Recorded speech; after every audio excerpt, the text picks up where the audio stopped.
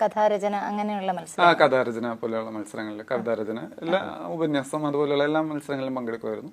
അത്തരത്തില് college ലെവലിലും college ലെവലിലും ഒക്കെ. എനിക്ക് തോന്നുന്നു എക്കണോമിക്സിൽ പോസ്റ്റ് ഗ്രാജുവേഷൻ കഴിഞ്ഞ വ്യക്തിയാണ്. സാഹിത്യത്തിലോട്ടുള്ള താല്പര്യം വരാൻ എന്തെങ്കിലും? സാഹിത്യത്തില് പോസ്റ്റ് ഗ്രാജുവേഷൻ ആ തലം മുതലല്ല, കുഞ്ഞിലെ സാഹിത്യത്തോട് താല്പര്യം ഉണ്ടായിരുന്നു. അങ്ങനെ ഏറ്റവും കൂടുതൽ എഴുതിയിട്ടുള്ളത് കഥകളാണോ കവിതകളാണോ? കഥകളും കവിതകളും ഒക്കെ.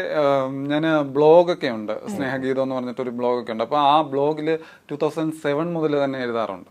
കഥകളായാലും കവിതകളായാലും ലേഖനങ്ങളായാലും ആനുകാലികമായിട്ട് വരുന്ന സംഭവങ്ങളോടൊക്കെ പ്രതികരിക്കാറുണ്ട്. അപ്പോൾ കവിതകളിൽ കൂടുതലും പ്രണയമുണ്ട്, അതുപോലെ മഴയുണ്ട്.